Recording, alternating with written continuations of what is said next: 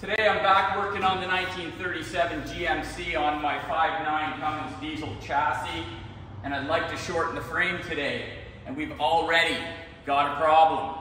I took off this bump because this truck was a cabin chassis truck, so it came factory with these to make it so I've got a nice flat surface for a deck or whatever, and I popped it off and we've got this. And I don't know if you guys can tell, but that is rusted in pretty deep. So you can see right here, we also have another chunk of it.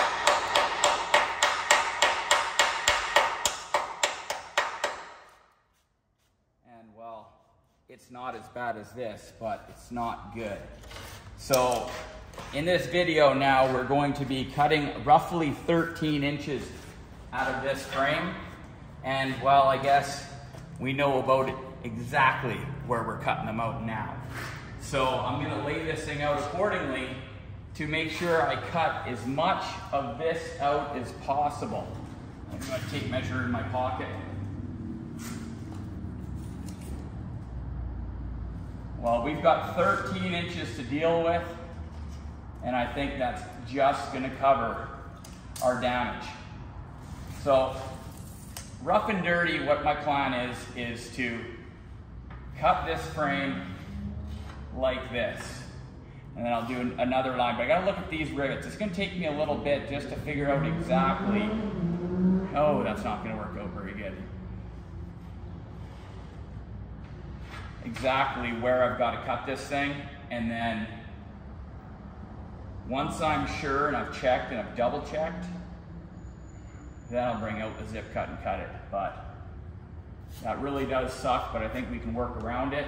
We will be left with this spot right here, but there's not much I can do. I feel like if I was gonna build that up, I would probably put way too much heat right there, and the frame could potentially, maybe, it's possible, could warp up a little bit. But I'm gonna get out my square and we're gonna do some figuring here, and we're gonna lay this out so it's gonna work for us, and we're knocking 13 inches out of this biatch. All right.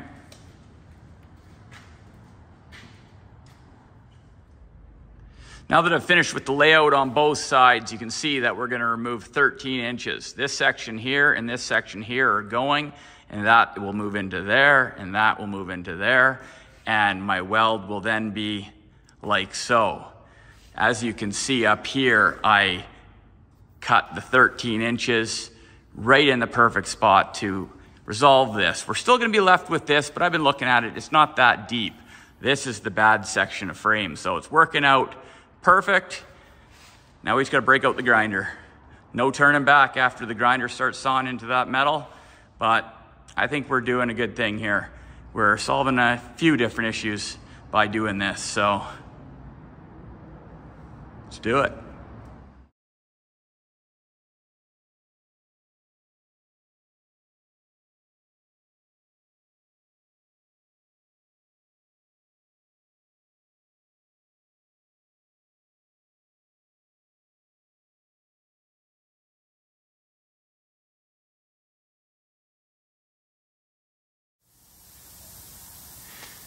So this is your first look at my cut, and let's take a minute and talk about this. There's a couple of things that are important, but there's a few that are even more important. When I look at this here, I look at this line here as being very important. When I laid it out, I really made sure that I was nice and straight off the top of the frame. Because then when I move this forward the 13 inches, I can use this straight line right here to kind of manipulate the frame, and once I get that line exactly perfect, I know that my frame section is perfect. And I also put these little radiuses in here, makes it harder for it to crack and just relieves some stress. But even more important than all of this, well, you know what? No, I don't want to say that. It's equally as important that I prep my steel beveled to the back side. And I do that for a reason. It's a lot harder to get a grinder in the backside after, so you can see we've got a bevel on that edge. So when I put this together, I'll be able to clamp it, line up the outside, because I've left just a little bit of land there. I can line up the outside edges, and then I'll have enough bevel in here to throw my first weld.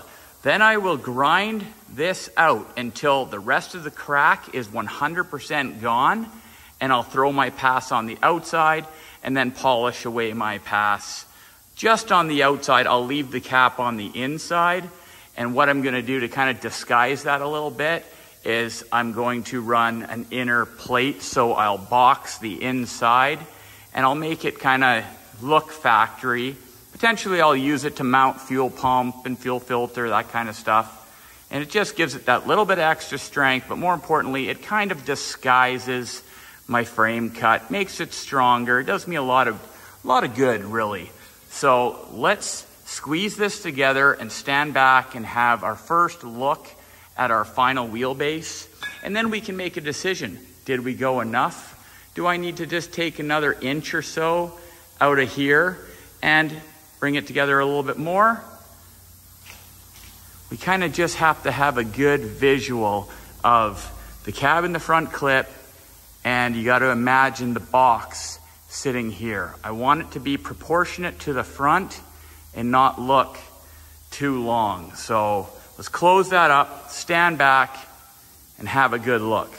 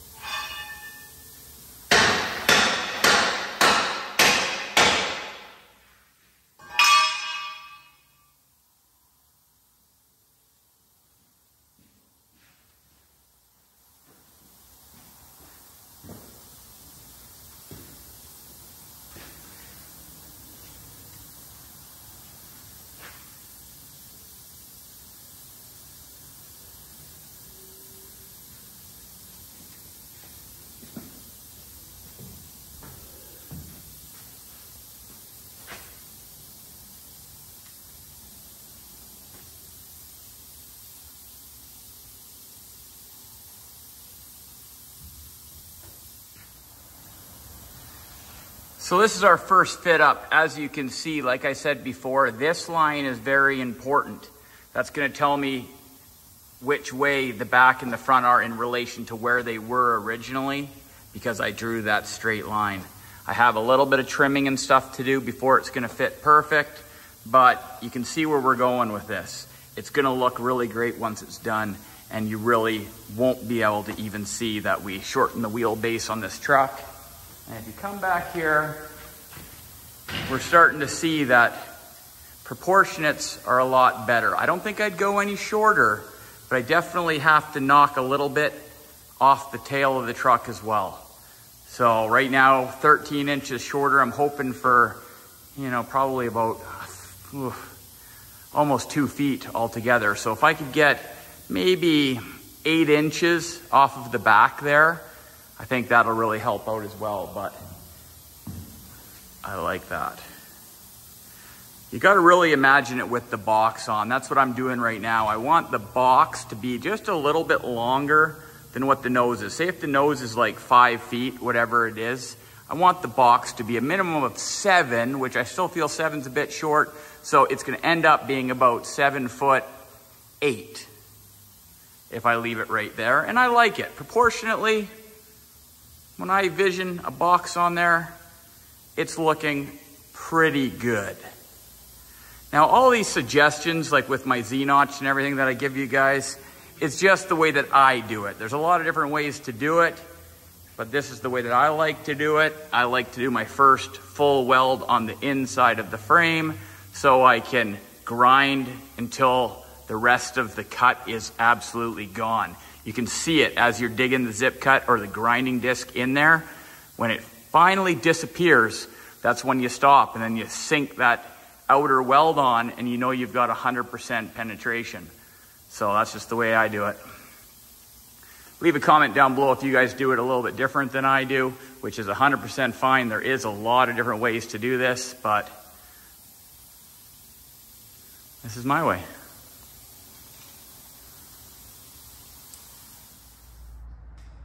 Now that I've stood back for a while and I've really analyzed the truck, I've decided to cut 1 more inch out of my Z-notch.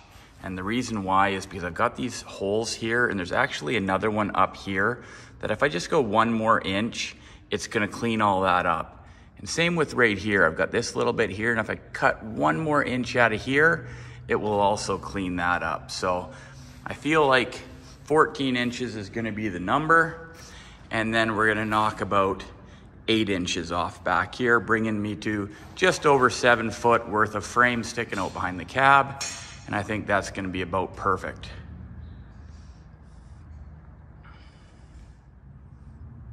Now that I've got the frame all tacked back together, you can see that this is very important. But once I got all this back together, I ended up using this hole here and this hole here to measure between the two to make sure this side matches the other side. You just have to find 2 common holes that are in the same place on either side of the frame so you can measure it to make sure that one side of the frame isn't longer than the other and you don't dog track down the road.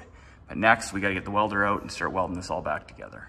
With both sides of the frame rails tacked together, I'm gonna get in here and I'm gonna show you my weld prep and exactly why I like to bevel the inside of my frame rails. As you can see, it's tough to get a grinder in here after the fact. I'm gonna be able to sink my first pass all on the inside, then I'll come to the outside where it's easy to get a grinder, and I will grind this all out until I hit the inner weld. That way I'll know I'll have 100% penetration all the way through the frame, and I won't have to worry about it ever failing on me.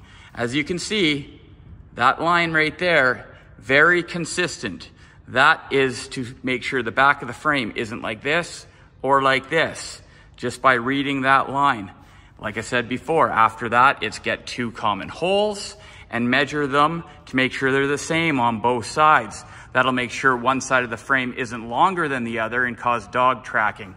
So let's get the welder out. Let's weld this up, clean it up, make it disappear.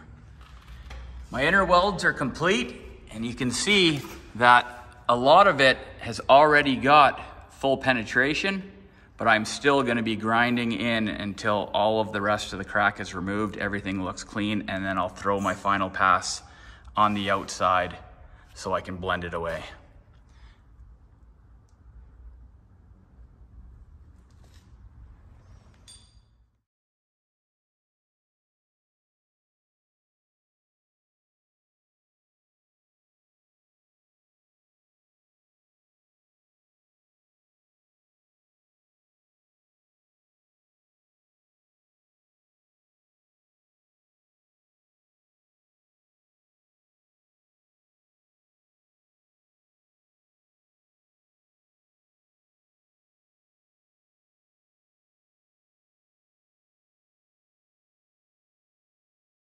Now that all the welding has been completed and I've got it ground down just above the base metal of the frame, I was watching for where it just feathers out here.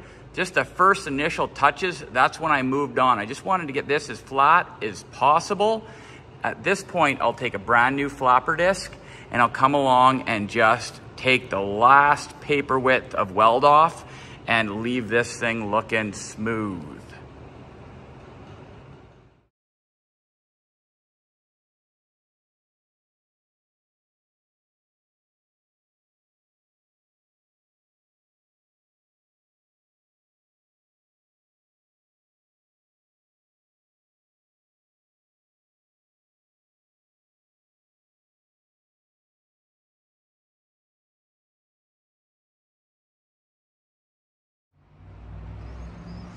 Now that I'm finished with the frame chop, it's time to take this thing back apart and box the inside of the frame.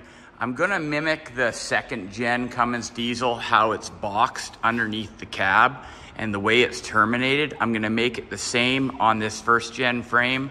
And my main objective is I just really don't wanna remove the extra reinforcement of the weld. So I'm just gonna cover it up and it'll be out of sight, out of mind, and it'll be stronger than it ever was. So far everything's looking pretty clean, just the way I imagined it. And I think proportionally, it's really starting to come around. I've got a couple leads for some fenders. I'm really trying to find something similar to the front that I can cut down from my dually fender. The material for the box is coming, and I've just kind of put this piece on the two bunks here that I've cut down, just to start getting a little bit of a game plan for how I'm gonna construct the floor of the box and how I'm gonna bolt it all down. So I've got all that figured out. Pretty excited. Definitely, it's coming along. I've got to start building my frame for the cab. Right now, the old 37 would have sat directly down on the frame, and I don't like that. I'd rather have a little bit of a buffer of rubber. So I'm gonna build an under frame that bolts to the bottom of the cab. It was actually bolted down with 10 bolts, 5 per side. And that frame will be bolted under the cab like factory. And then I'm gonna have 4 arms come off. And then I'll build some little body mount tabs off the frame so I can put about a 1-inch puck on the top and another one underneath the bottom. So it really will isolate any of the diesel engine vibration, road noise, kind of make the cab interior just a little more comfortable and just help everything just, you know, I'm just bringing her back around, I guess. Now that the cab's off the frame, we can have a closer look at what we're dealing with.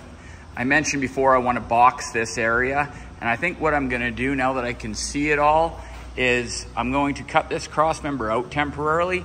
Really, it's probably not even needed anymore. It was just to mount the fuel tank, and now that I've Z-notched the frame, this cross member is a lot closer to this one. But I've decided that either way, I still want to keep it. So what I'm going to do is I'm going to just cut it out of the way for now, take it out, and build myself a template of this area of the frame, and we're going to weld in a boxing plate there just on this outer edge. So it's just going to box this section in, and then it's going to be terminated like the second gen, where it kind of like 45s in, goes against the frame. There's 2 plug welds, and I'll do that on this end as well. So it'll look like a factory kind of doubler, and well, it's less noticeable that way. And that also lets me keep my reinforcement from my Z-notch. I just definitely like that. It just makes that area thicker than it was from the factory, right where the weld is. So if I can, I always try to leave it like that. but everything's looking good. I'm just gonna knock that out and we're gonna get to welding the new gusset plates in, and we'll be back to making our adapter for the cab to mount it to the frame.